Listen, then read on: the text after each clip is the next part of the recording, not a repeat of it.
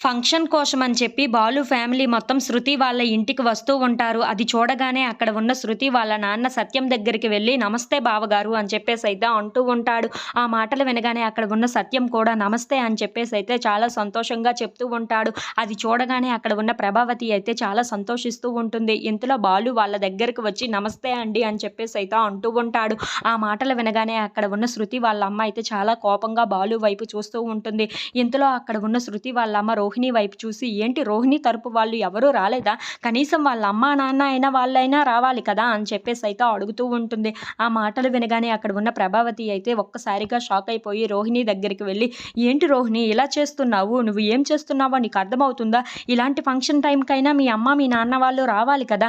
ఇప్పుడు కూడా రాకపోతే ఎలా చెప్పు? కాస్త ఫోన్ చేసి ఇప్పటికైనా రమ్మను.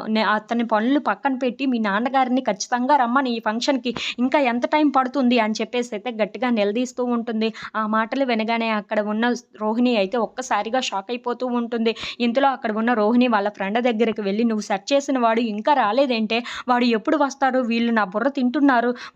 వాళ్ళకి మా నాన్న కావాలంట. మా నాన్నని చూసేస్తే వాళ్ళకి ఇది తీరిపోతుంది కదా! అందుకే నువ్వు సెట్ చేసిన వాడు ఇంకెక్కడ ఉన్నాడు?" అని చెప్పేసైతే అడుగుతూ ఉంటుంది. ఆ మాటలు వినగానే అక్కడ ఉన్న వాళ్ళ ఫ్రెండ్ అయితే, "దారిలోనే ఉన్నాడంట. వాడు వస్తున్నాడు. కానీ ఇప్పుడు నువ్వు ఈ గండం నుండి బయటపడాలి అంటే నీకు బాలు ఒక్కడే హెల్ప్ చేయగలడు.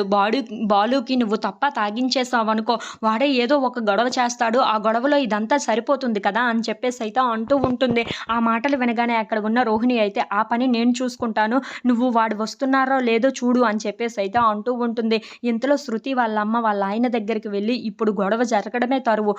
బాలుగాడు ఎవరినో ఒకళ్ళని కొడతాడు. అప్పుడు పెద్ద రచ్చ ఇక్కడ జరుగుతుంది. అప్పుడు మన కూతుర్ని మనం మన ఇంటికి తీసుకొని వెళ్ళిపోవచ్చు" అని చెప్పేసైతే అంటూ ఉంటుంది. ఆ మాటలు వినగానే అక్కడ ఉన్న వాళ్ళ ఆయన అయితే చాలా సంతోషిస్తూ ఉంటాడు. ఇంతలో అక్కడ ఉన్న శృతి వాళ్ళ అమ్మ మాత్రం, "అవును, ఇప్పుడు గొడవ జరిగితే చాలు. ఆ బాలుగాడు ఏదో ఒకటి చేసి చాలా పెద్ద రచ్చే జరుగుతుంది. ఆ విషయం నాకు క్లారిటీగా ఉంది. ఇప్పుడు ఏదో ఒక విధంగా ఆ బాలుగాడిని రెచ్చగొట్టాలి. అలా రెచ్చగొడితే చాలు, వాడు రెచ్చిపోతాడు. ఇక్కడ గొడవ మాత్రం పక్కాగా జరుగుతుంది. అప్పుడు మన ప్లాన్ సక్సెస్ అయినట్లుగానే" అని చెప్పేసైతే వాళ్ళ ఆయనతో మాట్లాడుతూ ఉంటుంది.